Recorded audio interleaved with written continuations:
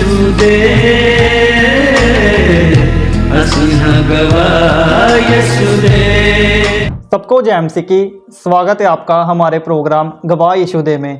जब हम बाइबल में देखते हैं कि जब चेलों को पकड़ लिया गया था तो उन्होंने प्रभु यीशु मसीह के जीवित होने का संदेश दिया था, जीवित होने की गवाही दी थी। तो ठीक उसी तरह से आज हम भी आपको प्रभु यीशु मसीह के एक ऐसे गवाह के साथ मिलाएंगे जो अपनी गवाही के द्वारा ये सबूत पेश करते हैं कि प्रभु यीशु मसीह आज भी जीवित है और अपने लोगों के जीवन में कार्य करता है। ये परमेश्वर की दासी हमें बताते हैं कि इनके जीवन में काफ़ी दुख थे, काफ़ी परेशानियां थी। जो इनकी छोटी सिस्टर थी वो सांप की तरह बन गई थी। लोग उनको कहते थे कि ये सांप की तरह हो गई है और इसका कोई इलाज नहीं है। इनकी मदर के ऊपर दुष्ट आत्मा के अटैक होते थे।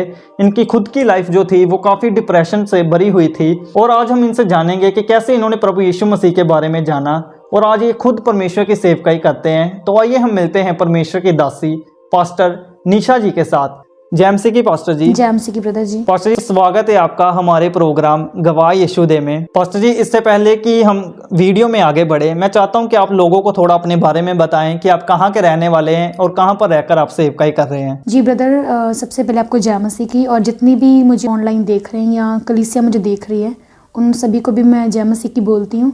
और मेरा नाम वैसे निशा है और मैं अमृतसर से बिलोंग करती हूँ। मैं वहीं पर रह के अपने घर में सेवकाई करती हूँ। और मैं आपको ये बताना चाहती हूँ कि वैसे मेरा नाम निशा है, लेकिन मुझे परमेश्वर ने जो नाम दिया है वो नाम है अलोरा। तो परमेश्वर ने मुझे ये नाम दिया है, तो प्रभु ने, जिसका अर्थ है ईश्वर मेरा प्रकाश। क्योंकि हम बॉर्न क्रिश्चियन तो नहीं हैं, लेकिन हमें भी 5 साल है मसीह में हम आए हैं। हम एक बहुत ही कट्टर हिंदू फैमिली से जो है हम बिलोंग करते हैं। तो पास्टर जी जैसा कि आपने बताया कि आप अन्य जाति से हैं, क्योंकि आप बता रहे थे कि आपके जो नाना जी हैं वो तांत्रिक का काम करते थे, तो हम आपकी पुरानी लाइफ के बारे में थोड़ा जानना चाहते हैं। आप इसके बारे में थोड़ा बताएं कि जब आपने प्रभु यीशु मसीह के बारे में नहीं जाना था तब आपका जो जीवन था वो कैसा था। जी ब्रदर, जैसे कि मैं जब 7-8 साल की थी तो हम बॉर्न क्रिश्चियन तो नहीं है। जैसे मैंने आपको बताया मैं हिंदू फैमिली से बिलोंग करती हूँ, तो मैं घर में सबसे बड़ी थी। और जैसे मैंने आपको बताया कि जो मेरी मदर है ना, वो उनको बहुत ही दुष्ट आत्मा के अटैक होते थे और उनको इतनी हैवी अटैक होते थे कि वो मतलब 2-2 घंटे वो बेहोश रहते, उनको दंदल पड़ जानी, ऐसे बहुत हैवी अटैक्स उनको रहते थे। हम यीशु मसीह को नहीं जानते थे। हम बाबाओं के पास जाते थे, जहाँ पर किसी ने बोलना अब जाओ हम वहीं पे जाते थे। क्योंकि मेरे जो मदर की मतलब मायका फैमिली थी उसमें भी ऐसे मेरे जो नानू थे वो एक तांत्रिक ही थे। उनके घर में भी 10 स्पिरिट काम करते थे और वो ऐसे पीढ़ियों से पीढ़ियों के हम बोल सकते वो भंडारे करते थे और वो अन्य जगहों को मानते थे। तो इतने ज़्यादा मेरी मदर के अटैक बढ़ गए ना, इतने ज़्यादा कि मैं आपको बताना चाहती हूँ कि हमने कोई जगह नहीं छोड़ी। पंजाब की के अलावा हमने और भी जगह ही नहीं छोड़ी। जहाँ कहीं किसी ने बोलना वहीं पर अपनी मदर को हमने ले जाना, कोई भी जगह नहीं हमने छोड़नी। और जब हमने लेके जाना, किसी ने बोलना कि हमें 51,000 चाहिए, किसी ने बोला हमें दारू चढ़ाना, ये चढ़ाना वो। तो पास्टर जी जैसा कि आपने बताया कि आपके जो नाना जी थे वो खुद एक तांत्रिक थे, तो क्या कभी आपने अपनी मम्मा को उनके पास लेकर जाने का विचार नहीं किया? क्या आपकी मम्मा को वहाँ से हीलिंग नहीं मिली? जी ब्रदर, मैं आपको बताना चाहती हूँ कि जब तक मेरे नानू जिंदा थे, उनकी 2010 में डेथ हो गई थी। वो ऐसे किसी के ऊपर अपना जो भी वो करते हैं तांत्रिक लोग, मतलब झाड़ फूक करते, जो भी वो करके आ रहे थे, कहीं दूर गए हुए थे। तो उन्होंने जब घर में आए ना, रास्ते में उनको एक चोट लगी, बस से गिर पड़े, उसी के साथ उनके कैंसर बन गया और उनको 2 हफ्ते में उनको कैंसर डॉक्टरों ने बता दिया, उनकी डेथ हो गई। जबकि वो उनकी जो भी वो करते थे अन्य जातियों वाले काम, मुझे ज़्यादा जितना पता है तो लोग चंगे भी होते थे। मेरी मदर जब तक तो वो थे तब तक इतनी दिक्कत नहीं थी, थे लेकिन इतने ज़्यादा नहीं थे क्योंकि नानू थे। लेकिन जब नानू की डेथ होने के दौरान उनके घर में भी बहुत सारी डेथ हुई, जवान अगर बेटे होने तो वो बचने नहीं, बेटे ने वो भी, मतलब बहुत सी डेथ स्प्रेड, जो यंग एज में सारे लोग जवान की डेथ हो गई। और मेरी जो मदर है, जब मेरे नानू की डेथ हुई तो मुझे वो भी बड़ा धक्का लगा लाइफ में। इसीलिए लगा क्योंकि मैं ये सोचती कि कोई है हमारा बड़ा ऐसे, क्योंकि दादी दादा शुरू से नहीं थे। लेकिन जब मेरे नानू की डेथ हुई तो आप बिलीव करिए कि और भी मेरी मदर को अटैक बढ़ गई, क्योंकि तब मैं सिर्फ 9 साल की थी जब मेरे नानू की डेथ हुई। एक बार की बात है, मैं पड़ोसी के घर में गई तो मेरी मम्मी को इतने हावी दुष्ट आत्मा के अटैक कि वो 2 घंटे मतलब उठी नहीं, दंदल पड़ गई। गली वालों ने फिर मुझे बुलाया, मैं इनको पानी पिलाया, फिर जाकर उन्होंने होश की। दुष्ट आत्माएं मेरी मम्मी में से होकर चीज़ें मांगती जो उनको चाहिए, दुष्ट में जाहिर होती थी, वो बोलती थी ऐसा वैसा, कुछ समय के लिए मैं भी डर जाती थी, अपनी मम्मी को खुद बेड पे लिटाना। एक बार मुझे किसी ने बोला कि तो अपनी मम्मी का पाँव नहीं दबा सकती क्योंकि ये सेम अटैक तेरे पर भी होंगे। तो मैंने बोला कि अगर मेरी मम्मी मेरे सामने बीमार पड़ी हैं तो मैं अपनी मम्मी को मरने के लिए थोड़ी ना छोड़ दूँगी, कि मैं तो उनको दबाऊंगी ज़रूर क्योंकि वो मेरी माँ है। मुझे एक और आदत कह लो आप लग गई कि जब भी मेरे घर वाले सोते थे ना, डर बैठ गया था, पता नहीं ना कि उनकी, मुझे लगता है डेथ हो जाएगी, कभी भी हो सकती है, सबकी, ये नहीं एक की। जब वो सोते थे ना तो उनकी सांसें चेक करती थी। रात में मैंने 10-12 बार उठना, सांस चेक करनी, फिर सुना कि हाँ ये ठीक है, ये जी रहे हैं, अब इनके प्राण इन्हीं में है, तो फिर मैंने सो जाना। ऐसी ऐसी चीज़ों को हमने फेस करा है और बहुत पैसे दिए बाबाओं को, बहुत कुछ किया। आप ये सोचे कि जितना हम ज़्यादा जाते थे ना उतने ही ज़्यादा मम्मी को अटैक होते थे। उसके बाद मेरे फादर को भी जो डायबिटीज़ हो गई। सारी फैमिली को देखकर मैं बहुत बोझ फील करती थी कि हमारी फैमिली में क्या हो रहा है। तो सिस्टर जी, जैसा कि आपने बताया था कि आपकी जो सिस्टर थी, छोटी सिस्टर, वो सांप बन गई थी, वो स्टोरी क्या थी? आप उस इंसिडेंट के बारे में थोड़ा बताएं। मेरी सिस्टर है, मेरे से 1 साल छोटी हैं वो। हमारे घर में ना एक चीज़ थी कि हमारे घर में जब मैं 10-12 साल की होंगी, हमारे घर में सांप निकलता ही निकलता था। हर गर्मियों में हमारे घर में सांप निकलना ही निकलना। और सांप को देख के ना मेरी मम्मी ने वैसे ठीक रहना, सांप को देख के मेरी मम्मी ने बीमार हो जाना। और हमारे घर में ना गर्मियों में इतने सांप निकलते थे, मैं आपको बता नहीं सकती। और जो सांप की, जब मेरी सिस्टर थोड़ी बड़ी हुई, सांप के अटैक उस पर होने लगे। उसको विजन्स में सांप दिखते थे। एक बार की बात है, वो सोई, उसको लेडी दिखती है वाइट कपड़ों वाली, और वो इतना रो रही है, उसकी आवाज़ भी नहीं, उसको दबाव हो गया। तो एकदम से मैंने देख लिया कि इसकी आवाज़, ये किसकी आवाज़ आ रही है, ये सोई हुई है। तो आप बिलीव करें कि जब मैंने ये देखा ना कि मतलब वो सोई हुई थी, आवाज़ किसकी, मैंने देखा तो वो रो रही है, उसके मुँह से आवाज़ नहीं निकल रही। तो मेरी मम्मी ने उसको गले से लगाकर पूछा कि क्या। उसने बताया कि मुझे स्नेक दिख रहा है, वाइट कपड़ों वाली औरत दिख रही है। वो डर गई पूरी। पहले मदर को अटैक होते थे सांप के, उसके बाद जो मेरी सिस्टर है उसके ऊपर भी अटैक होने लग गए, क्योंकि उसकी पहले हाथों पे इन्फेक्शन हुई। हाथों पे इन्फेक्शन होने के बाद ना उसके मीन्स बॉडी के अलग पार्ट पे सांपों के निशान पड़ने स्टार्ट हो गए उसके। अब ये बिलीव करें कि जब उसके निशान पड़े, हमने बोला कि ठीक है, नॉर्मली सी बात है। जब हम डॉक्टर के पास गए तो उसकी जो ब्रेस्ट है, तो ब्रेस्ट के ऊपर क्या हुआ कि मेरी बहन ने मेरी मम्मी को बताया, क्योंकि जाहिर सी बात सबको नहीं बता सकती थी। तो उसने मम्मी को बताया कि मेरी मम्मी ऐसे कुछ हो गया। जैसे हमारी बॉडी सड़ जाती है ना, मान लो कि हमारी जब बॉडी सड़ी होती है ऐसे लगती है, तो उसके ना उसने मम्मी को ऐसे दिखाया कि मम्मी देखो मेरी शरीर की मेरी जो बॉडी है इस पर क्या हो रखा है। तो मेरी मम्मी ने बोला कि ये तो बहुत मतलब पूरा गल चुकी है जगह पूरी, मतलब वो बॉडी की जगह गल चुकी थी। और जब वो गल चुकी थी ना ब्रदर जी, तो हम डॉक्टर के पास गए। डॉक्टर ने बोला कि इसका तो बहुत ही बहुत डिफ़िकल्ट काम है ये। तो डॉक्टरों ने बोला कि इसकी पट्टियाँ करनी पड़ेंगी, लेकिन शर्ट उतार के। तो एक बहुत जाहिर सी बात है कि लड़की के लिए ये बड़ी एक एम्बैरेसिंग बात होती है कि अपने सारे कपड़े उतारने और फिर पट्टियाँ करवानी। हमारे इतने पैसे भी चलो लगे, पैसों की बात नहीं थी, लेकिन घर वालों ने पूरा अपना जोर लगाया कि ये हमारी बच्ची ठीक होनी चाहिए, पैसों की तो कोई बात है ही नहीं। उसके बाद ब्रदर जी क्या हुआ कि मेरी बहन जब भी जाती थी, मुझे आज भी वो दिन याद है कि हमारे लिए वो कितना कठिन समय था। मेरे माँ बाप बेचारे किचन में, जब मेरी मम्मी काम करती थी वो रोती थी कि ठीक भी होगी या नहीं, क्योंकि पहले तो ब्रेस्ट पे, पहले हाथों पे ज़ख्म हुए, खा पी नहीं सकती थी वो अपने हाथों से, और हाथ भी धो नहीं सकती थी, और खाना हम उसको खुद खिलाते थे। ब्रेस्ट के बाद ज़्यादा इन्फेक्शन बढ़ गई, हमने पट्टियाँ करवानी और डॉक्टर के सामने ऐसे उसको मतलब शर्ट वगैरह सारी उतरवा के पट्टियाँ करवानी पड़ती थी। उसके बाद हाथों पे और ज़्यादा हो गया, पैरों में हो गया, मतलब बहुत सी उसकी बॉडी के अंगों पर ऐसा हो गया। और बॉडी ऐसी लगती थी कि जैसे मतलब सांप जैसी बॉडी, कुछ अंग ऐसे, और सबसे बड़ी जैसे जली हुई मतलब बॉडी होती है ऐसे। तो वो हमारे लिए एक बड़ा कठिन मोमेंट था। मेडिसिन चल रही थी, झाड़ फूक सब कुछ चल रहा था, बाबाओं के पास भी हम जा रहे थे, लेकिन वो जो उसके ऊपर वो जो अटैक हो रहे थे वो बढ़ रहे थे। वो हाथ नहीं धो सकती थी, वो खा पी नहीं सकती थी, बस वो चल फिर सकती थी, और उसे इतनी कठिनाइयों का सामना करना पड़ता था। वो बेचारी रो देती थी और उसको सपनों में सांप दिखते थे। इतनी ज़्यादा उसकी बुरी कंडीशन हो चुकी थी। उसको देख देख के मम्मी रोती थी, फादर रोते थे, मैं भी बड़े सोचती थी। मैं उसको बताती नहीं थी, लेकिन मन में बड़ा बुरा लगता था, क्योंकि वो एक ऐसी बॉडी बन जाने को ईजी से बात नहीं है। और वो हमारे लिए एक बड़ी अनोखी सी घटना थी हमारे लिए, क्योंकि पहले ऐसा किसी को हुआ नहीं था।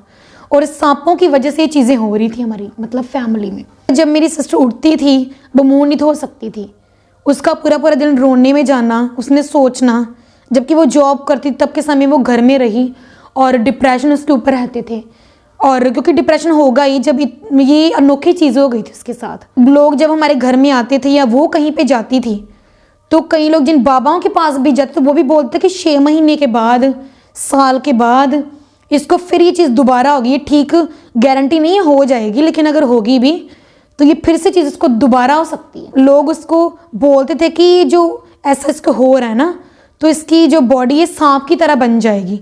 तो ये बात सुन के उस पर बड़ा बुरा इम्पैक्ट पड़ता था, वो रोने भी लग जाती थी, उसको देख के बाकी भी रोते थे। एक बार ना उसकी चाय ऐसे गिर गई मतलब लेग पे, तो वो रोने लगी कि मैं मतलब कुछ कर नहीं पा रही। हमने बाबाओं के पास गए, कोई बोलता है इसे ऐसा हुआ है वैसा, हमने कोई जगह नहीं छोड़ी जहाँ पे किसी ने बोला। डेली के डेली हम उसको लेके जाने लगे मतलब ऐसे। तो वो जब हम लेके जाने लगे ना तो मेरी बहन को फिर भी इंच फ़र्क नहीं पड़ा। झाड़ फूक करवानी, पैसे लगाने, डॉक्टरों के पास अलग से जाना, मेडिसिन अलग, वो भी अक चुकी थी। सबसे बड़ी बात कि हमें इसका हल नहीं मिल रहा था कि मतलब कैसे इसका हल मिले, क्योंकि वो ना हाथ धो पा रही है, ना खा पा रही है, कपड़े नहीं पहन पा रही। आपको मैं बताना चाहती हूँ कि जो उसकी ब्रेस्ट पे ये जो निशान पड़े थे वो बहुत भयंकर थे।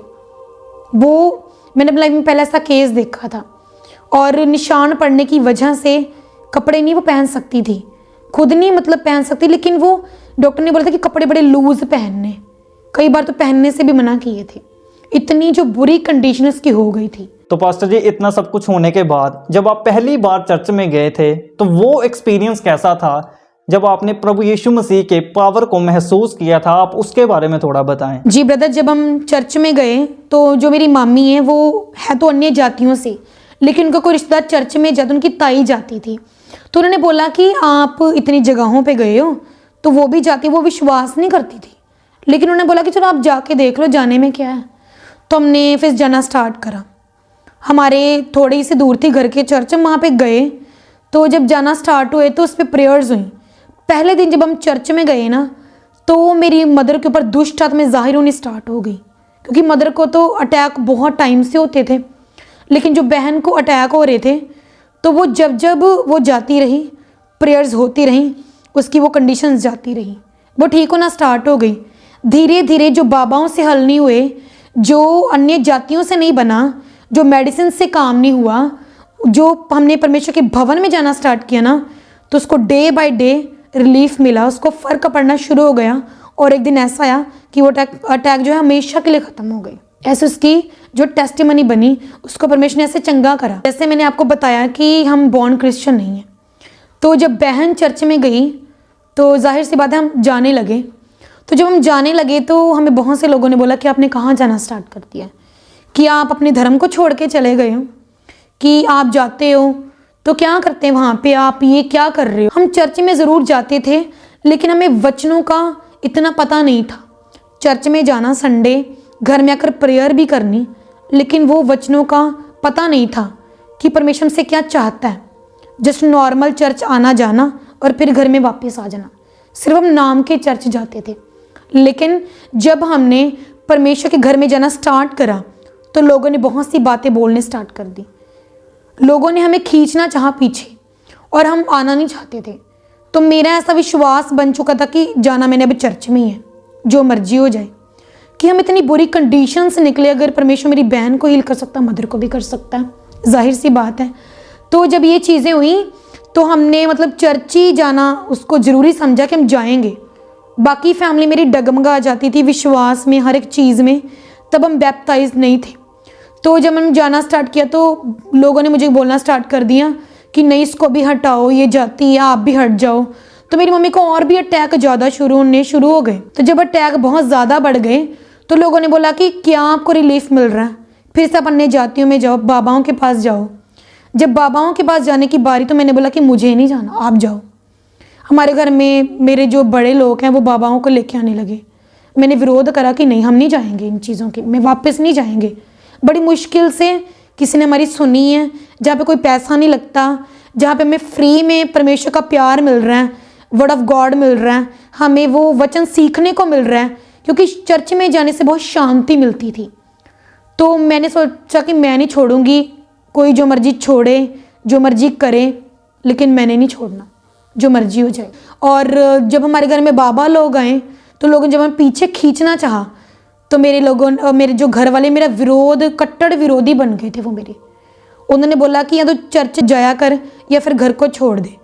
तो मेरे को आज भी याद है कि मैं अपने कपड़े पैक करने के लिए तैयार हो गई थी और मैंने अपने कपड़े पैक करने स्टार्ट कर दिए कि मैं जाऊंगी। मेरे घर वाले मुझे उस टाइम तो रोक लिया, लेकिन बोला चर्च नहीं जाएगी, गुस्सा होना, कभी कभी मारना भी, तू चर्च नहीं जाएगी। तो ऐसे ऐसे जो मैं परमेश्वर में मतलब बढ़ती गई, और वो दूर नहीं जाने देते थे, लेकिन किसी के घर में पास में मैं जो चली जाती थी कि हाँ मैं जाऊंगी ज़रूर, छोड़ूंगी नहीं। मैंने घर वालों को बोला कि आप इससे बेटर कि मेरी शादी कर दो, तो मैं शादी करवा के मैं अपने घर में चली जाऊंगी, तो आप मेरे को वहीं पे रहने देना, लेकिन मैं परमेश्वर का घर नहीं छोड़ सकती। मुझे आज भी याद है कि मेरे घर वालों ने बोला कि ठीक है हम तेरी मैरिज कर देते हैं। और जब मैरिज की बात चली तो जिस लड़के से मेरी मैरिज तय होने वाली थी, या कुछ भी आप लगा लो, तो वो लड़का मतलब मेंटली अपसेट था। मतलब उसको इतना भी पता नहीं था कि मुझे बात क्या करनी है। लड़का देखने के लिए जब मेरी फैमिली गई, सारे बड़े खुश हो के गए कि चलो ये शादी के लिए मान गई है, क्योंकि मैं शादी के लिए नहीं मानती थी। मुझे पढ़ने लिखने, क्योंकि मेरा कॉलेज इससे पहले छूट चुका था, और जब कॉलेज छूट चुका था तो मेरे लिए वो बड़ा कष्ट वाला समय लगा लो, या बड़ा कठिन समय था मेरे लिए, क्योंकि मेरे लिए बहुत बड़ी बात थी, पढ़ने का मुझे बहुत शौक था। तो मेरे को टीबी हो गई थी तब फिर मेरी स्टडी छूट गई। उसके बाद क्योंकि चर्च छोड़ चुकी थी फैमिली, मैं जाती थी, लेकिन जब घर वाले गए तो उन्होंने देखा कि लड़के को तो बात करने का भी नहीं पता लग रहा कि बात कैसे करनी हो। वो ना करके आ गए वहीं पे। मैंने बोला कि नहीं कोई बात नहीं, कर दो, पागल से मेरी मैरिज कर दो, लेकिन कर दो, क्योंकि मैंने परमेश्वर को नहीं छोड़ना। मुझे ये शौक था कि चलो ये जहाँ जाएंगे, लेकिन मैं तो परमेश्वर के घर में जाऊँगी ना। लेकिन फिर भी घर वालों ने बोला कि नहीं। उन्होंने यहाँ तक लालच दिया कि हम आपके नाम 5 लाख 10 लाख जमा करवा देंगे, शादी हो जाए। मैंने बोला कि मैं मान गई, मैं पे एक पागल से भी मैरिज करने को तैयार थी, लेकिन जो मेरे घर वाले थे वो नहीं माने। उसके बाद मुझे किसी ने बोला कि तू अपनी जो मदर फादर हैं, तू मतलब उनको ही नहीं मतलब छोड़ रही है, एक रब की वजह से, एक यीशु मसीह की वजह से तो अपनी मम्मी डैडी को छोड़ रही है कि वो मरने के कगार पर है, क्योंकि मेरी मम्मी की कंडीशन बहुत ही बदतर हो चुकी थी। पास्टर जी, मैं जानना चाहता हूँ कि आपकी जो मम्मी की कंडीशन थी वो कैसी थी, आप इसके ऊपर थोड़ा डिटेल में बताएं। उनको पहले दुष्ट आत्मा के अटैक होते थे जो बढ़ गए थे पहले से भी ज़्यादा। दुष्ट आत्मा जाहिर होती थी, बोलती थी वो।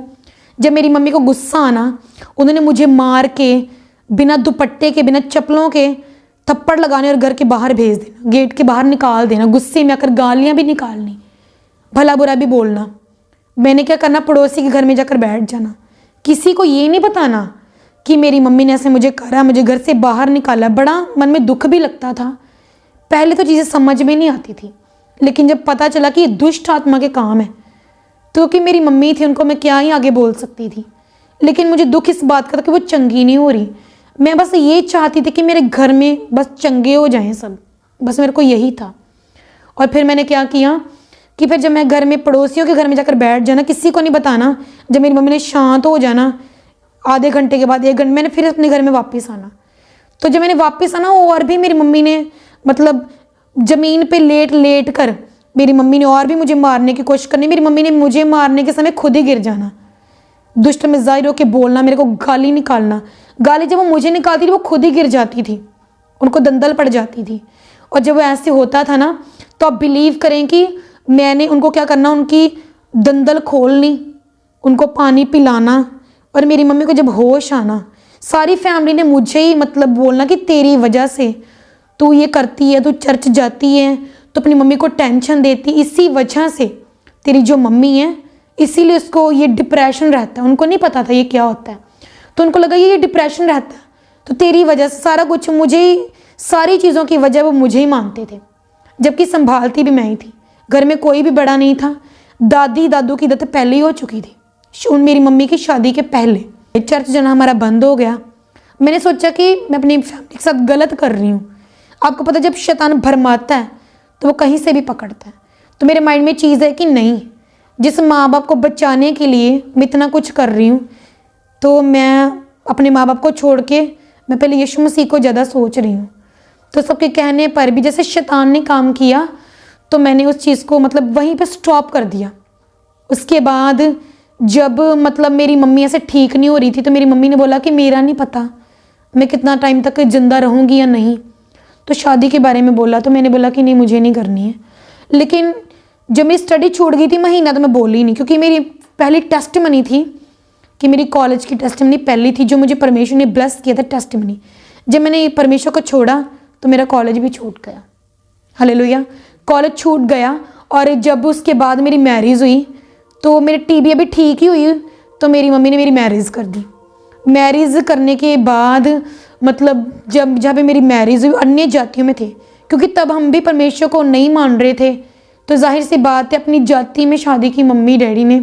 जहाँ पे मैरिज हुई वो अन्य जातियों के लोग थे। मुझे नहीं पता था कि उनकी पास्ट लाइफ कैसी रही है। वो भी तांत्रिक, उनका जो बड़ा भाई था वो तांत्रिक था बहुत बड़ा। वो कई बार जेल जा चुके थे, नशों में थे, व्यभिचार में थे, जिनसे मेरी मैरिज हुई। और जब वो मेरी मैरिज हुई उसके हफ्ते बाद ही मुझे, क्योंकि हमारी फैमिली में कोई नशा नहीं करता, आज तक नहीं करता। ये परमेश्वर की दया है कि ना मेरे भाई करते, ना मेरी फैमिली करती, ना मेरे फादर करते हैं। तो मैंने कभी, मुझे नशों के बारे में ना कोई नॉलेज है, कोई कैसे करता है कोई कैसे नहीं, इस चीज़ के बारे में मुझे कोई भी नॉलेज नहीं था। लेकिन जब मैंने देखा कि कुछ तो है, मतलब ये आदमी कुछ तो करता है, मुझे नहीं पता था। लेकिन जब मैंने देखा कि कुछ तो है, क्योंकि उसकी आंखें चढ़ी रहती थी, मतलब मुझे कुछ लगा अलग। तो मैंने उनसे पूछना, बोला नहीं मैं कोई नशा नहीं करता, तुझे वैसे लगता है। तो जब मैं रहना स्टार्ट ही वहाँ पे, तो मुझे क्या दिखा, पहले तो ठीक रहे हफ्ता, उसके बाद मुझे लगता है कुछ तो ये आदमी करता है। तो बाद में पता लगा कि ये नशा करता है। बाहर से किसी ने जब बताया, क्योंकि मुझे भी लगता था, मैं विश्वास नहीं करती जब बाहर से कोई बोलता था, लेकिन जब देखना कि हाँ कि ये बंदा वाकई में करता है कुछ, तो मेरे को शक, मतलब क्योंकि मैंने सीखना कि ये सुबह तो घर से जब जाता है ठीक है जाता है, लेकिन जब वापस आता है ये ऐसा क्यों होता है, क्यों मुझे दिखता है कि ये कुछ अलग सा बनकर आ गया। तो कुछ मुझे शक मतलब इस पे पड़ता था कि हाँ ये कुछ तो करता है। बाद में बोला कि ये नशा करता है, बाद में मुझे पता लगा कि ये नशा करता है। तो मैंने उसको समझाया कि आप ऐसे मत करो। उन्होंने बोला कि मैं नशा करता ही नहीं हूँ। तो ऐसे ही मतलब लाइफ चलती रही, बहुत हमने उनको समझाना। तो उसके बाद मेरी लाइफ में एक मोड़ आया कि जब मेरी मैरिज ऐसे चल रही थी, अभी लाइक एक मंथ ही हुआ था, उसके बाद मुझे जल्दी प्रेगनेंसी हो गई थी। प्रेगनेंसी के बाद क्या हुआ कि मैं घर से निकली हूँ तो हम लोग अल्ट्रासाउंड करवाने के लिए गए, उसमें सब नॉर्मल आया सब कुछ। फिर हम अगले टेस्ट करवाने के लिए जब डॉक्टर्स के पास गए अमृतसर में, तो मैं अकेली गई, तो मेरी मदर आ गई उधर से। जब डॉक्टर्स के पास हम गए, डॉक्टर ने जब मेरे टेस्ट करे तो डॉक्टर देख रहे हैं कि बहुत बुरी कंडीशन हो चुकी है मेरी। शाम के 5 बजे थे, पहले मैंने सारे दिन से कुछ नहीं खाया था। शाम के 5 बजे टेस्ट क्लियर हुए मेरे सारे। उसके बाद जो है जब डॉक्टरों ने मेरे टेस्ट देखे, उन्होंने बोला कि निशा कौन है, क्योंकि तब मेरी एज 19.5 साल की थी मैं जब मेरी मैरिज हुई थी। तो आप ये सोचो कि 19.5 साल की जो लड़की है वो क्या होती है। और जब डॉक्टर्स ने बोला कि मतलब निशा कौन है, जब मैं गई तो डॉक्टर रिपोर्ट हाथ में ऐसे पकड़े, एक टाइम ऐसे रिपोर्ट देख रहे हैं और कभी मेरा फेस देख रहे हैं, कभी ऐसे वो रिपोर्ट्स देख रहे हैं कि ये कौन है। मैंने बोला कि हाँ मैं हूँ। जब डॉक्टर ने ऐसे बोला कि हाँ ये लड़की है, तो वो पहले कुछ बोले ना, मैंने बोला अब बताओ। तो उन्होंने बोला कि तू जो है ना सीधा घर नहीं जाएगी, सीधा तो डॉक्टर्स के पास जाएगी। मैंने बोला क्यों जाना है मुझे। उन्होंने बोला कि तेरा ऑपरेशन होगा। मैंने बोला किस चीज़ का। उन्होंने बोला कि तेरी ट्यूब फट चुकी है, जो फिलिपिन ट्यूब्स होती है जिसके द्वारा बच्चे पैदा होते हैं, आपकी जो लेफ्ट ट्यूब है वो फट चुकी है अंदर से। तो वो जो ट्यूब है वो पूरा मेरे अंदर जहर फैल चुका था, और थोड़ा भी नहीं, सारी बॉडी में मेरी जहर जा चुका था। हालेलुया, सारी मेरी बॉडी में जहर जा चुका था। और जो मेरी फैमिली थी उसको, मेरी मम्मी को पता लगा तो मैं बाहर जाकर रोने लगी। डॉक्टर्स ने यहाँ तक बोल दिया कि तू ये मत सोचना कि मैं कल चली जाऊँ, मैं परसों चली जाऊँ, या मैं 2 घंटे के बाद चली जाऊँ। नो, तुझे जाना है, अभी जाना है, तुझे इसी टाइम पे जाना। और जब मैं गई ना ब्रदर, तो आप यकीन करें कि जिस डॉक्टर्स के पास हम गए, हम सीधा हम घर नहीं गए। हमारे घर से जिस जगह पे मैं टेस्ट करवाने के लिए गई 20 मिनट की दूरी पर था वो हॉस्पिटल। जब मैं गई, मेरे घर के बिल्कुल पास में ही है वो हॉस्पिटल। मेरे पास इतना टाइम नहीं था कि मेरी मदर घर में जाकर कपड़े ही ले आए। हॉस्पिटल के बाद मैंने रिपोर्ट्स दिखाई, डॉक्टर ने बोला कि अब घर में मत जाओ, पैसे लेने के लिए मत जाओ, पैसे अब बाद में दे देना, रिपोर्ट्स बहुत क्रिटिकल्स हैं। बाहर से अब कपड़े लो, दुकान बाहर शॉप थी, बिल्कुल हॉस्पिटल ऐसे था, ऐसे सामने शॉप थी, तो ऐसे हमने कपड़े लिए। आपको भी पता है डॉक्टर बिना पैसों के इलाज शुरू नहीं करते वो। डॉक्टर्स ने क्या बोला कि आप कपड़े लो, कपड़े मैंने पहने, मेरे टेस्ट हुए, मेरा इमीडिएटली मेरा ऑपरेशन हुआ 1 घंटे में। और जब मेरा ऑपरेशन हुआ तभी मेरे हस्बैंड आए, उनको कोई होश नहीं मेरे साथ क्या हुआ क्या नहीं हुआ, जबकि मेरी मम्मी रो रही है। जो मेरे ससुराल वाले थे वो मेरा ऑपरेशन नहीं होने दे रहे थे, जबकि सारे पैसे मेरी मम्मी डैडी ने लगाए, गोल्ड उन्होंने सेल कर दिया सिर्फ एक मुझे बचाने के लिए। जब डॉक्टर मेरा ऑपरेट कर रहे थे, सारे ऑपरेट में मुझे बेहोशी नहीं हुई, मेरे से वो बातें कर रहे हैं और मेरा ऑपरेशन कर रहे हैं। ऐसी मतलब उन्होंने बोला कि आपको तो इंजेक्शन से भी बेहोशी नहीं हो रही आपको, ऐसे वो मेरा क्रिटिकल टाइम था मेरे लिए वो। और जब मेरा ऑपरेशन हो रहा था तो अब ये सोचो कि डॉक्टर मुझे बोल रहे हैं कि मतलब हमने बहुत ट्राई किया कि आपकी ट्यूब नाल निकालनी पड़े, कि आपकी ट्यूब ऐसे हम जहर निकाल दें, लेकिन वो इस चीज़ में कामयाब नहीं हो पाई। बोलते कि अगर हम ट्यूब ना निकालते तो आप नहीं बच सकते थे, क्योंकि ये केस ऐसा होता है कि अगर आप इमीडिएटली ऑपरेशन नहीं करते हैं तो बंदे की डेथ पक्की है 1-2 घंटे में। और मेरा तुरंत ऑपरेशन हुआ, उसके बाद डॉक्टर ने मुझे बोला, बाद में बताया, फिर मैं 10 दिन हॉस्पिटल में रही। पहले उस दिन मैंने कुछ नहीं खाया था, 16 जून को, इतनी गर्मी के दिनों में 3 दिन मेरे अंदर पानी नहीं गया। फिर जब मेरा ऑपरेशन हुआ मैंने मम्मी के घर में गई, मुझे ससुराल में कोई ऐसा सुख नहीं मिला। मम्मी ने शादी इसलिए की थी कि चलो मेरी बेटी अच्छे से रहे, कोई पता नहीं मैं कब तक जीवित हूँ, कब मैं मर ना जाऊँ, ऐसे उनके मन में थॉट्स आते थे। हम उनको दिलासा देते थे लेकिन वो नेगेटिविटी उनके अंदर थी। उसके महीने बाद ही मेरा डाइवोर्स हो गया। मैं आपको ये बात बताना चाहती हूँ कि डिवोर्स कैसे हुआ, कि उन्होंने भी मेरे ऊपर ऐसा कुछ कर दिया था, जादू टोना। मैंने आपको बताया ना कि जो मेरे जेठ थे वो बहुत बड़े तांत्रिक थे। मैं बहुत बार अपने घर में आना, जब घर में आना मैं अपने हस्बैंड को छोड़ना नहीं चाहती थी। मैंने बहुत मार खाई अपनी मम्मी से कि मैं नहीं छोड़ूंगी। मैंने अपने हस्बैंड को कहा कि मैं जॉब कर लूँगी, आप अपने नशे को छोड़ो, कैसे भी छोड़ो, मेडिसिन खाओ, लेकिन आप छोड़ो। तो मतलब आपका नशा छूट जाएगा, मैं जॉब कर लूँगी, लेकिन मुझे सेकंड मैरिज नहीं करनी, जो मर्जी हो जाए। जब मैं उनको बोला कि हाँ आप छोड़ दो, वो छोड़ते नहीं, वो कबूलते ही नहीं थे कि मैं नशा करता हूँ। वो मेरी फैमिली से झगड़ते, कई बार लेने आना, बहुत लड़ाई झगड़े, कभी घर, कभी मायके, कभी ससुराल, ऐसे ही टाइम चलता रहा। और मेरी मम्मी ने बोला कि मैं तुझे वहाँ पे नहीं जाने दूँगी, क्योंकि आज भी तू वहाँ पे मर जाएगी, कल को भी मर जाएगी। क्योंकि मुझे रखती, कोई मुझे पूछता नहीं था वहाँ पे ससुराल में, ना कोई टीवी ना कोई फ़ोन, अकेली में वहाँ पे पड़ी रहना एक बंद कमरे में। डिप्रेशन मुझे तभी बहुत हो गया था, क्योंकि जब ट्यूब का मेरा जो ऑपरेशन हुआ था ना, इस चीज़ ने मुझे बहुत तोड़ दिया था। तब वो चीज़ इतनी फील हुई, बाद में ज़्यादा अकेलापन मुझे फील होने लगा।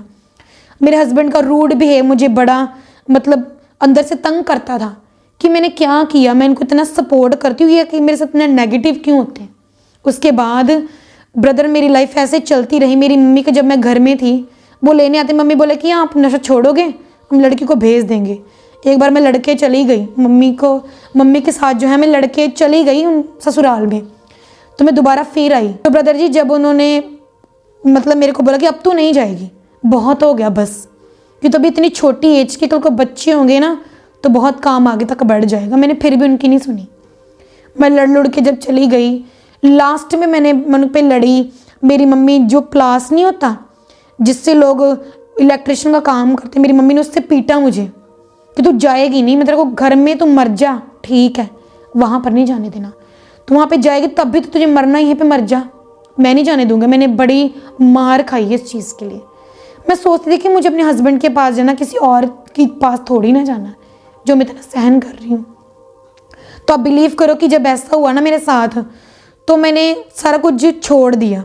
डिप्रेशन मुझे इस लेवल का हो गया था कि मैंने सोचा कि मुझे, जब मैं उठना, मुझे तंग करता था कि मेरा डिवोर्स हो जाएगा, मेरा ये हो जाएगा, ऐसे ही मुझे चीज़ें तंग करने लगी। फिर मैंने सोचा कि शादी नहीं छोड़नी, जो मर्जी हो जाए। फिर मैंने अपने हस्बैंड को बड़ा समझाना, उन्हें कोई मेरी बात नहीं सुननी। उनको बस मतलब था अपने नशे से, नशा मैं कर लूँ, बस उनको यही तक मतलब था और कुछ नहीं, कि कोई कैसे जी रहा है, कोई उनको कैसे डांट पड़ रही है। ऑपरेशन के बाद मैंने बड़े धक्के खाए, कोई परहेज़ नहीं, पूरा ऐसे मैंने अपनी लाइफ को व्यतीत करा। उसके बाद मेरी मम्मी ने बोला कि अब जब मेरा जो डाइवोर्स फाइल हुआ वो थाने में हुआ, तो वो जब थाने में हुआ था, जब हमारी वहाँ पे हमको बुलाया गया, पुलिस में बुलाया गया, तो उन्होंने बुलाया तो मैंने सोचा कि ठीक है।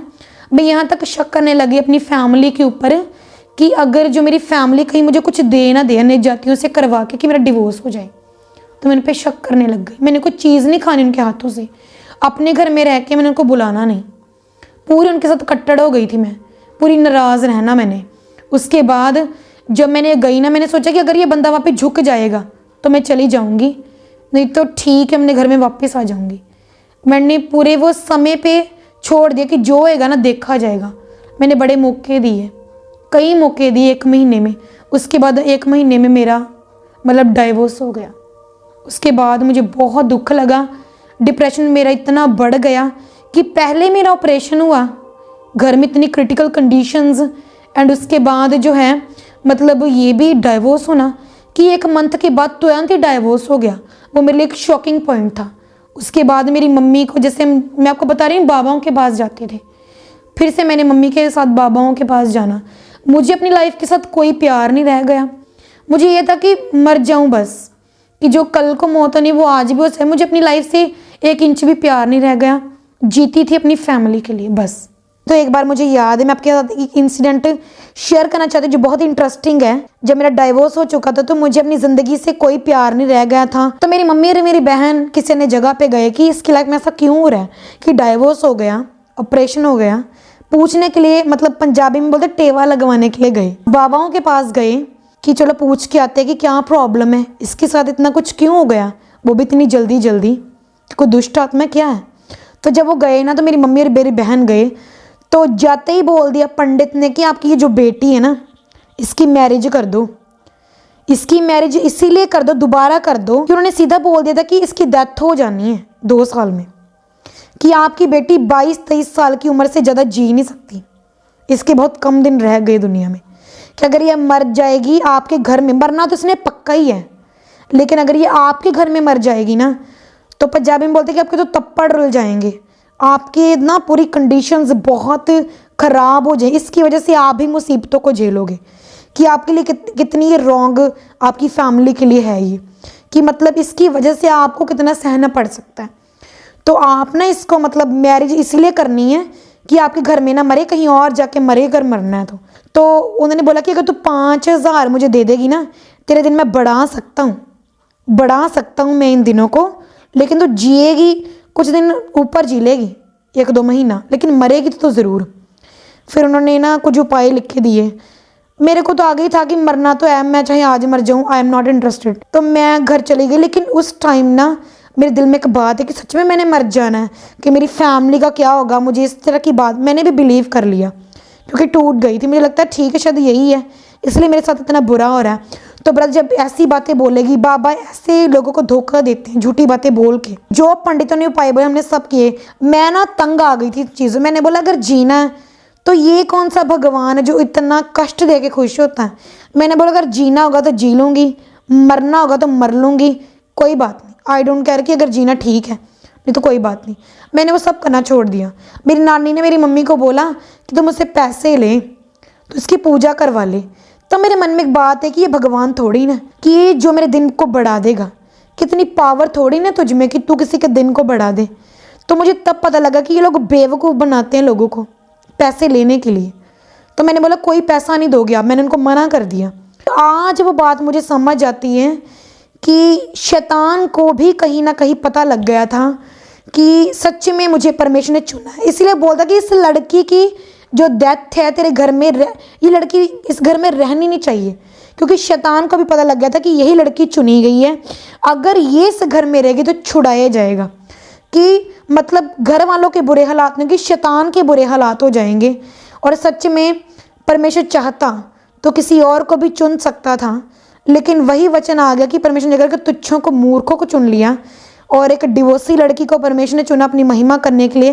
पास्टर जी, आपने प्रभु यीशु मसीह के स्वाद को चख लिया, लेकिन आपने फिर प्रभु यीशु मसीह को छोड़ दिया। आप फिर से अपनी पुरानी लाइफ में चले गए, क्योंकि आप अपने मम्मी पापा को छोड़ना नहीं चाहते थे, क्योंकि वो विरोध करते थे। लेकिन फिर आपने प्रभु यीशु मसीह के बारे में प्रॉपर तरीके से कैसे जाना? कैसे आपको ये पता चला मुझे प्रभु ने एक सेवक होने के लिए, एक दासी होने के लिए चुना है? आप इसके बारे में थोड़ा बताएं। कि जब मेरे सामने कोई यीशु मसीह का नाम लेता था, जब मैं अन्य जाति में, जब चर्च को छोड़ चुकी थी मैं, जब मेरे सामने कोई परमेश्वर का नाम लेता था ना, तो मैं बोलती कि मेरे सामने चर्च का नाम मत लेना, क्योंकि मैंने बड़ी मुश्किल से परमेश्वर को छोड़ा था।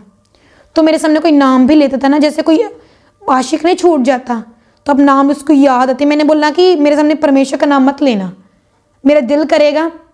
तो ऐसे ही मैंने दूरी बना ली थी कि नहीं, जहाँ मैं सकती नहीं हूँ तो मुझे बताओ मत प्लीज़, क्योंकि मैं कॉल सेंटर में भी जॉब कर चुकी हूँ। तो मैंने बोला कि नहीं, मत, मुझे जाना नहीं है, प्लीज़ नाम मत लेना। तो लेकिन जब दोबारा चर्च में गई खामरा में, तो जब मैंने अपने स्पिरिचुअल फादर को देखा, जो उनके हाथ में मैंने माइक को देखा, जो मेरी स्कूल की लाइफ थी, तो मैं बहुत स्टेजों में बोला करती थी, बहुत अवार्ड जीतने मैं खाने के बिना रह सकती थी, स्टेज के बिना मैं नहीं रह सकती थी। मैगजीन्स में फ़ोटोज़ आनी स्कूल की, मतलब मेरी अखबारों में फ़ोटोज़ आनी, लोगों ने बोलना कि इनके जो फादर हैं वो मजदूरी करते हैं और इनकी हमारा आइसक्रीम का काम है। उन्होंने बोला कि ये जो आइसक्रीम वाले की बेटी है, इसका बाप आइसक्रीम का काम करता है, इतनी साधारण सी फैमिली से बिलोंग करती है, और इसकी जो फ़ोटोज़ हैं मैगजीन्स में, अखबारों में आती हैं। जब मैं खामरा में जाना स्टार्ट हुई, स्पिरिचुअल फादर को देखा, तो उनके बाद में जो मैंने माइक देखा ना, जो 1.5-2 साल से वो जो मेरे अंदर के शौक़ मर चुके थे ना, वो फिर से जाग उठे। वो फिर से मुझे लगा कि ये वही माइक है जो मेरे हाथ में होता था। तो मुझे ऐसी तलब लगी ना कि ये जो माइक है ना, ये अभी मिनट में मेरे हाथ में ये आ जाए, कि बस मुझे ये माइक चाहिए। मुझे ये नहीं पता था कि टेस्टिमनी किसे बोलते हैं, मुझे ये नहीं पता था कि वचन किसे बोलते हैं, चर्च में लोग आराधना क्या करते हैं। मैं ज़्यादा देर खड़ी होके आराधना नहीं कर सकती। मैं बोल रही थी कि भवन में लोग खड़े हैं, इतनी देर खड़े होके ये ऐसे हाथ जोड़ के ये इतना कैसे ये वर्शिप कर रही है, थक नहीं रहे। मैं कभी थक रही थी, कभी बैठ रही थी, कभी मैं उठ रही थी। तो मतलब ऐसे जो है, मतलब मेरी स्टार्टिंग हुई। मम्मी के लिए मैंने चर्च जाना स्टार्ट करा, लेकिन मैं अपनी हीलिंग के लिए चर्च में नहीं गई। मैं गई क्योंकि मुझे अच्छा लगा चर्च में जाके, इसीलिए मैं गई कि ठीक है अगर लोग जाते मैं भी जाती हूँ, लेकिन हीलिंग के लिए नहीं मैं गई। लेकिन जब मैंने चर्च में जाना स्टार्ट किया ना, तो मेरे घर वालों ने इसके कुछ हफ्तों के बाद मेरा विरोध करना स्टार्ट कर दिया, क्योंकि जो मेरी मदर थी, एक बार मुझे याद है, दुष्ट आत्मा मुझे मेरी मम्मी को खुली आंखों से दिखते थे, बातें करते थे। तो जो मेरी मम्मी है, तो उन्होंने एक दिन मुझे छत पे बोला कि चाय लेकर आओ, खाने के लिए कुछ लेके आओ। मैं अपनी मम्मी के लिए चावल लेके गई, चाय लेके गई। मैं जैसे छत पे गई, मैंने कुछ ऐसा नहीं किया था कि जिसकी वजह से मुझे डांट पड़े। मैंने अपनी मम्मी को चाय बना कर दी, चावल खाने के लिए ऐसे दिए, मैं ऐसे कटोरी लेकर गई और ऐसे चाय लेके गई। तो मेरी मम्मी को और कुछ नहीं सूझा, उन्होंने गुस्से के मारे जो चावल है वो फेंक दिए ज़मीन पे, ऐसे फेंक दिए। और जो चाय थी ना, वो सीधा मेरे ऐसे गाल पे, मतलब सीधा फेंक डाली मेरी गाल पे, कैसे चाय पूरी मेरे फेस पे डाल दी। ऐसे गरम चाय भी मैं बनाकर लाई, चावल फेंक दिया और सीधा मेरे फेस पे चाय डाल दी उन्होंने। तो इतना परमेश्वर का शुक्र है कि चाय जो है, मेरा कोई फेस नहीं जला। परमेश्वर की दया से सारी कंडीशन से, बहुत से इंसिडेंट मेरे साथ हुए कि फैमिली ने विरोध करना, किराया नहीं देना। मेरी सिस्टर जॉब करती थी, उनको सिक्के मिलते थे, वहाँ से कॉइन्स मिलते थे, तो वो जो कॉइन्स थी मैं उससे रखती थी, बाकी पैसे वो रखती थी और सिक्के मैं रखती थी। और सिक्के जहाँ मैंने बाहर किसी को दे देने या मैंने अपनी फैमिली को दे देने, दूसरे पैसे लेने, नोट लेने, और फिर मैंने चर्च जाना। ऐसे ही जब मुझे शौक़ आया कि लोग सेवा करते हैं, तो मुझे कुछ नहीं, पर जैसे कोई दास ने मुझे देखना, उन्होंने मेरे लिए प्रोफेटिकली वर्ड बोलना कि एक दिन तो परमेश्वर के बड़े बड़े काम करेगी।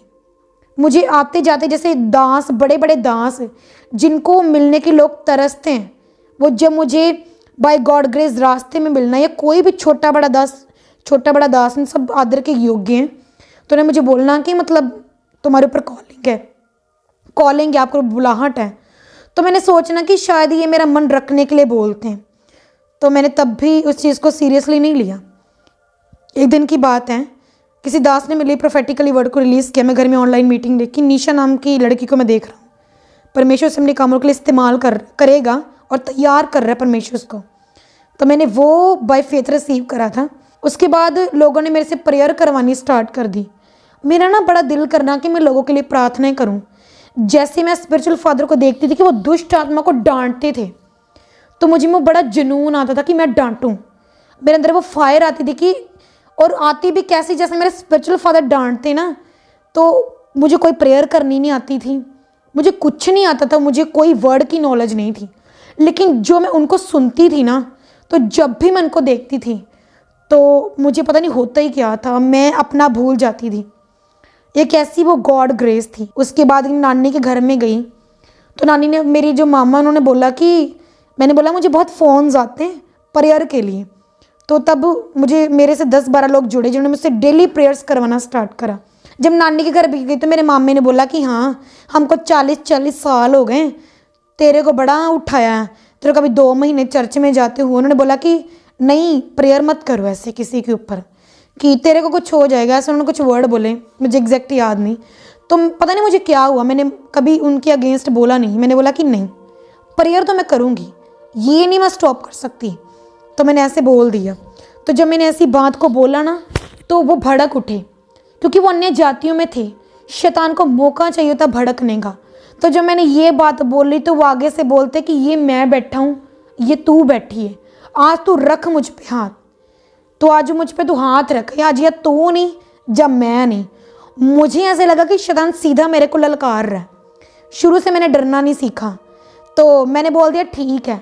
मैंने बोला आपके ऊपर मैं तो प्रेयर कर दूंगी, मुझे मेरे परमेश्वर बड़ा फेथ है कि मुझे इतना पता कि मुझे खुश नहीं होगा, मेरा खुदा मुझे बचा लेगा, लेकिन आपका नहीं मुझे पता आपका क्या होगा। मैंने बोला कि आप, मैंने ऐसे पंजाबी में बोला कि आप खिलर जाओगे, मुझे नहीं पता आपके ऊपर क्या क्या जाहिर होके बोलेगा।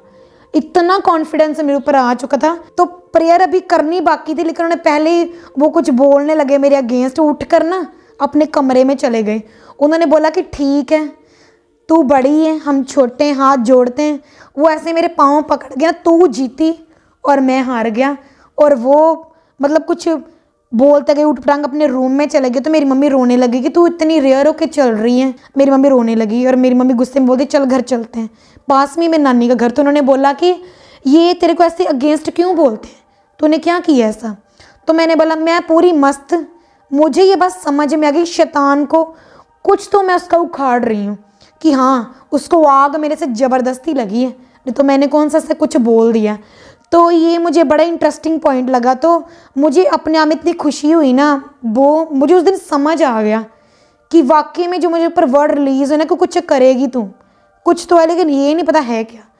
तो मेरी मम्मी जब रोते रोते घर में जा रही हैं, तो मैंने बोला मम्मी डोंट वरी, मैंने बोला डोंट वरी। मैंने बोला आपने ये नहीं देखा, आप ये सोच रहे हो कि आपके भाई ने मुझे क्या क्या बोला। मैंने बोला ये देखो कि शैतान, जब उसने बोला ना मेरे मामू ने कि ठीक है आपके पाँव पकड़ गई, आप जीत गई, हम हार गए, तू ज़्यादा बड़ी हम छोटे। मैंने बोला मम्मी शैतान पाँव पकड़ के गया मेरे, वो मेरे पूरे पाँव पकड़ के गया कि हाँ शैतान मान गया अपनी ज़ुबान से, उसके ज़रिए से कि तू जीती और मैं हारा। पास्टर तो नहीं थी, लेकिन स्टार्टिंग मेरी कहीं ना कहीं हो चुकी थी। प्रभु ने अपना काम मुझसे लेना स्टार्ट कर दिया था। मैंने ऑनलाइन ग्रुप बनाया व्हाट्सअप, अभी कुछ प्लान नहीं था मेरा क्या करना है, ग्रुप कहाँ चलाना, कैसे चलाना, ना मुझे लीड करना आता, ना मुझे कोई सरमन कोई वचन करना आता, मुझे कुछ नहीं आता था। और फिर मैंने ऐसे ग्रुप बनाया। मेरे ग्रुप की स्टार्टिंग 2-3 लोगों से हुई, वो ग्रुप कब 50 से 60 लोगों में बदल गया मुझे पता नहीं लगा। आज उस ग्रुप को चलते हुए 1 साल से अधिक का समय हो चुका है। सिर्फ संडे मीटिंग नहीं करते उस ग्रुप में, रोज़ डेली 9 से 10 बजे तक उस ग्रुप में मीटिंग होती है। उस ग्रुप के ज़रिए बहुत से लोगों ने अलग अलग कंट्रियों से भी, कनाडा, हालेलुया कनाडा, इंग्लैंड और मतलब जो बहरीन के लोगों ने भी शिफा पाई है। बहुत से लोगों ने शिफा पाई है।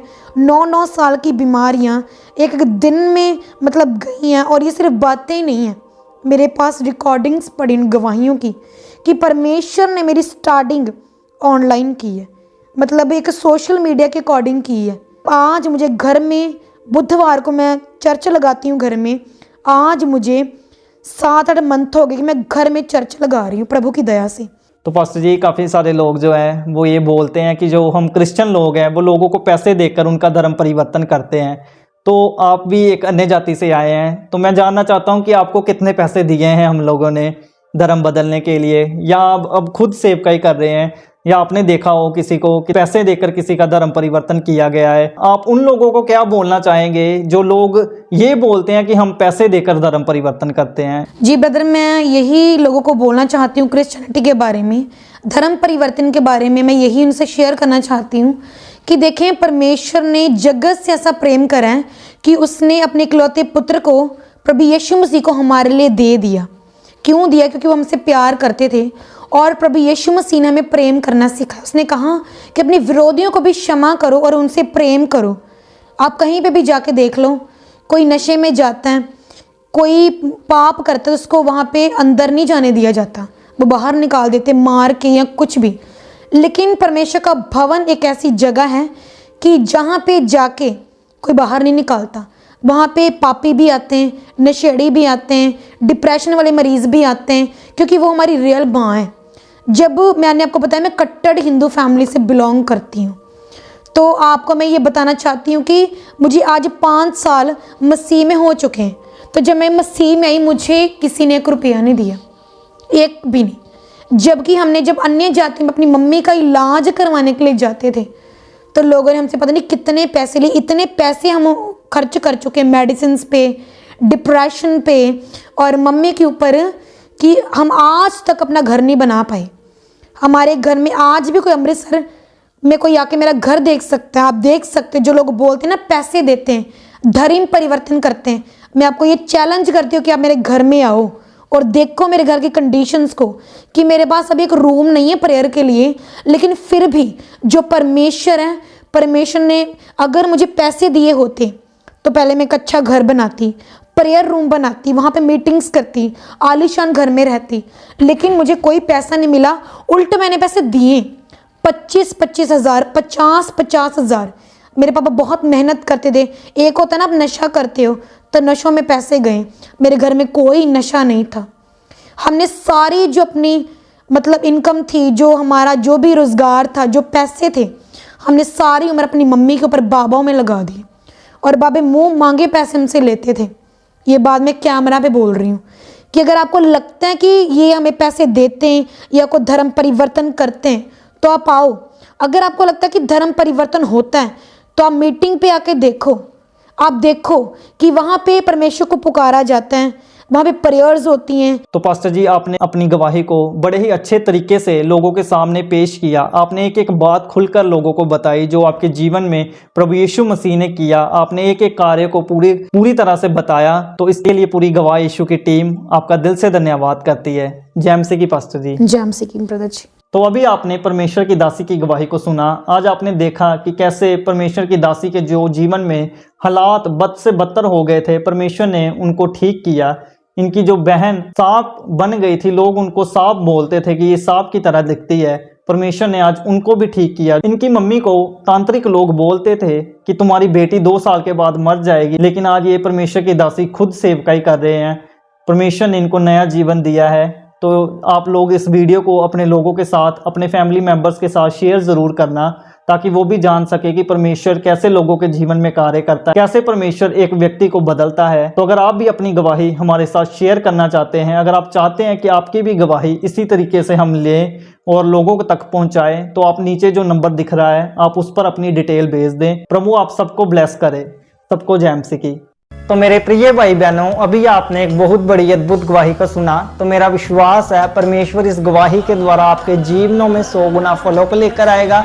आप इस टेस्टिमनी को अपने दोस्तों के साथ, फैमिली मेंबर्स के साथ शेयर ज़रूर करें, ताकि वो भी जान सके कि परमेश्वर कैसे लोगों के जीवन में काम कर रहा है। मेरा विश्वास है परमेश्वर इस गवाही को सुनने के बाद आपके जीवनों को सेम नहीं रहने देगा। आप हमारे चैनल गवाह यीशु दे को सब्सक्राइब कर लें, ताकि आने वाले दिनों में आप परमेश्वर की और गवाहों के साथ मिल सके। अगर आप भी अपनी टेस्टिमनी हमारे साथ शेयर करना चाहते हैं, तो नीचे आपको एक ईमेल आईडी दिखाई दे रही होगी। आप उस ईमेल पर अपनी डिटेल शेयर कर दें, हम आपके साथ कांटेक्ट ज़रूर करेंगे। मेरा विश्वास है परमेश्वर आपके जीवनों को सेम नहीं रहने देगा। God bless you all. सभी को जय मसीह की। ਅਸੀਂ ਯਿਸੂ ਦੇ ਅਸੀਂ ਹਾਂ ਗਵਾਹ ਯਿਸੂ ਦੇ।